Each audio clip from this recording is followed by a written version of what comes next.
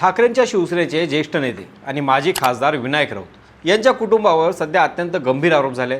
त्यांच्या सून गिरिजा राऊत यांनी पती, सासरे आणि कुटुंबातील इतर सदस्यांच्या विरोधात मानसिक छळ, IVFसाठी दबाव, जादूटोणा आणि आघोरी उपचारांसारखे धक्कादायक आरोप करत पोलिसात तक्रार दाखल केली. या तक्रारीनंतर 7 जणांच्या विरोधात गुन्हाही दाखल झाला. मात्र या सगळ्या आरोपांनंतर विनायक राऊत स्वतः पत्रकार परिषद घेऊन समोर आले आणि त्यांनी हे सर्व आरोप फेटाळून लावत हे आपल्या बदनामीसाठी रचलेलं षडयंत्र असल्याचा दावा केला. इतकंच नाही तर सुनेकडून आधी 2 कोटी आणि नंतर तब्बल 12.5 कोटी रुपयांची मागणी करण्यात आल्याचा गंभीर आरोप त्यांनी केला. मग या संपूर्ण प्रकरणात नेमकं कोण काय म्हणतंय, विनायक राऊत यांनी पत्रकार परिषदेत कोणते दावे केले आणि या प्रकरणाला राजकीय वळण का मिळालं, हेच आज सविस्तर आपण जाणून घेऊयात. नमस्कार, मी स्वप्नील आणि आपण पाहतात त्याचं काय महाराष्ट्र. महाराष्ट्राच्या राजकारणात आरोप प्रत्यारोप नवीन नाही, पण एखादा ज्येष्ठ नेत्याच्या घरातील कौटुंबिक वाद हा थेट पोलीस ठाण्यापर्यंत पोहोचतो आणि त्याचं राजकीय पडसाद उमटू लागतात, तेव्हा हा विषय केवळ एका कुटुंबापुरता मर्यादित राहत नाही. शिवसेना उद्धव बाळासाहेब ठाकरे पक्षाचे माजी खासदार विनायक राऊत यांचा मुलगा गीतेश राऊत आणि कुटुंबातील इतर सदस्यांच्या विरोधात ठाण्यातील कापूरवाडी पोलीस ठाण्यात गुन्हा दाखल झाल्यानंतर हे चित्र पाहायला मिळालं. विशेष म्हणजे या प्रकरणात कौटुंबिक छळासोबतच जादूटोणा प्रतिबंध कायद्याचाही समावेश करण्यात आला. त्यामुळे या घटनेची चर्चा ही राजकीय वर्तुळाबरोबरच सामाजिक स्तरावरही सुरू झाली. या प्रकरणाची सुरुवात झाली ती विनायक राऊत यांच्या सून गिरिजा राऊत यांनी दिलेल्या तक्रारीमुळे. त्यांनी आपले पती गीतेश राऊत, सासरे विनायक राऊत आणि कुटुंबातील इतर सदस्यांवर अनेक गंभीर आरोप केले.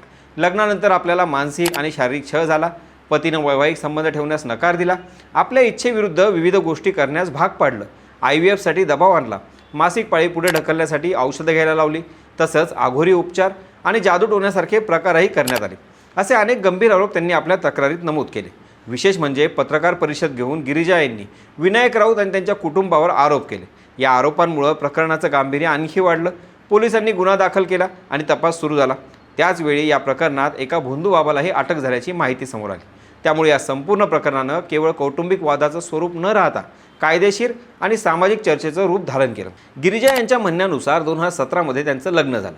मात्र सप्टेंबर 2018 आमच्यात कुठलेही शारीरिक संबंध आले नव्हते. यावर दोन्ही कुटुंबाने बसून बोलणी करण्याचा निर्णय घेतला.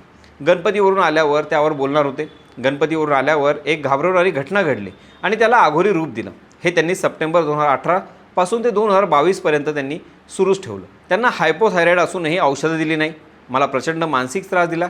हे सगळं गिरिजा यांनी समोर आणल्यानंतर विनायक राऊत हे संशयाच्या नजरेत आले. किंबहुना शिवसेनेसारख्या पक्षाशी निगडीत असल्यामुळे थेट उद्धव ठाकरे गटाकडे बोट गेलं. आता प्रत्येक नाण्याला 2 बाजू असतात. त्याप्रमाणे या सर्व आरोपांनंतर विनायक राऊत यांनी पत्रकार परिषद घेतली आणि सुरुवातीलाच एक महत्त्वाची भूमिका स्पष्ट केली. त्यांनी सांगितलं की आपल्या सुनेनं केलेले सर्व आरोप पूर्णपणे खोटे आहेत. हे आरोप कोणाच्या तरी सांगण्यावरून करण्यात आले असून यामागं स्वतःची बदनामी करण्याचा प्रयत्न आहे, असा दावा त्यांनी केला. पत्रकार परिषदेत बोलताना विनायक राऊत यांनी सर्वात आधी एक प्रश्न उपस्थित केला. त्यांच्या मते जर तक्रारीत नमूद केलेले प्रकार 2018 पासून घडत होते आणि त्या प्रत्येक वेळी गिरिजा राऊत यांच्या आईवडिलांनाही याची माहिती होती, तर त्यावेळी पोलिसांकडे तक्रार का करण्यात आली नाही? जर इतका गंभीर छळ होत होता तर 4-5 वर्ष शांत राहण्याचं कारण काय होतं? हा प्रश्न त्यांनी वारंवार उपस्थित केला. याचबरोबर त्यांनी 29 डिसेंबर 2023चा उल्लेख करत सांगितलं की गिरिजा राऊत स्वतःच्या इच्छेने माहेरी गेल्या. त्यावेळी त्यांनी स्वतःचं स्त्रीधन, कपडे आणि इतर साहित्य घेऊन घर सोडलं. आम्ही त्यांना अडवलं नाही, कोणताही वाद घातला नाही. त्यामुळे आज जे चित्र उभं केलं जात आहे ते वास्तवाशी जुळत नाही, असा त्यांचा दावा होता. विनायक राऊत यांनी पत्रकार परिषदेत आणखी एक महत्त्वाचा मुद्दा उपस्थित केला आणि तो म्हणजे आर्थिक मागण्यांचा. त्यांच्या मते हा संपूर्ण वाद प्रत्यक्षात पैशांच्या मागणीभोवती फिरत आहे. सुरुवातीला गिरिजाकडून 2 कोटी रुपयांची मागणी करण्यात आली. त्यानंतर फ्लॅट आणि गाडीची मागणी झाली. नंतर ही रक्कम 5 कोटींवर गेली आणि अखेरीस ती थेट 12,50,00,000पर्यंत पोहोचली, असा गंभीर आरोप विनायक राऊत यांनी केला. फक्त एवढंच नाही तर त्यांनी सांगितलं की दरमहा 5 लाख रुपये देखभाल खर्च, 1 लाख रुपये घर भाडं, ठाणे किंवा बोरिवलीमध्ये 3 BHK फ्लॅट आणि त्याचा EMI आम्ही भरावा, अशा स्वरूपाच्या मागण्या करण्यात आल्या. या मागण्या पूर्ण झाल्या नाहीत म्हणून आता खोटे आरोप करण्यात येत आहेत, असा दावा त्यांनी पत्रकार परिषदेत केला. याच ठिकाणी हे प्रकरण एका वेगळ्याच टप्प्यावर जातं. कारण एका बाजूला सून गंभीर स्वरूपाचे कौटुंबिक छळ आणि आघोरी प्रकारांचे आरोप करत आहे, तर दुसऱ्या बाजूला विनायक राऊत हे सर्व आरोप आर्थिक दबाव टाकण्यासाठी आणि बदनामी करण्यासाठी रचले गेले असल्याचं सांगत आहेत.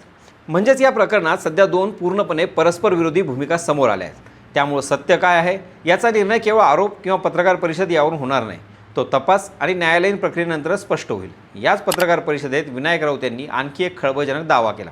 त्यांनी स्पष्ट शब्दात सांगितलं की या संपूर्ण प्रकरणामागे केवळ कौटुंबिक वाद नाही तर मोठं राजकीय षडयंत्र असू शकतं। मात्र त्या षडयंत्रामागं नेमकं कोण आहे, कोणत्या पक्षाशी त्यांचा संबंध आहे, याबाबत त्यांनी त्या दिवशी कोणतंही नाव घेतलं नाही। उलट योग्य वेळी सर्व पुरावे आणि माहिती समोर ठेवणार असल्याचं सांगत त्यांनी या दाव्यामुळे राजकीय चर्चांना आणखी हवा दिली। सुनेनी केलेल्या जादूटोण्याच्या आरोपांवर बोलताना त्यांनी सांगितलं की आमचं कुटुंब आध्यात्मिक आहे। आमच्यासाठी पंढरपूरचा विठ्ठल, कुलदैवत आणि शिवसेना प्रमुख बाळासाहेब ठाकरे हे श्रद्धास्थान आहे। त्यामुळे कोणत्याही भोंदूबाबाकडे जाण्याची किंवा अघोरी प्रकार करण्याची गरज आम्हाला पडली नाही। गावातील देवस्थानांना जाणं, कुलदेवतेचं दर्शन घेणं किंवा धार्मिक परंपरा पाळणं आणि जादूटोणा करणं या दोन पूर्णपणे वेगवेगळ्या गोष्टी आहेत, असंही त्यांनी स्पष्ट केलं। दरम्यान या प्रकरणात पोलिसांनी गुन्हा दाखल केल्यानंतर विनायक राऊत आणि त्यांचा मुलगा गीतेश राऊत यांनी अटकपूर्व जामिनासाठी न्यायालयात अर्ज दाखल केला। या अर्जावर 23 जुलै रोजी सुनावणी होणार आहे। तोपर्यंत त्यांना दिलासा मिळण्याची माहिती समोर आली आहे।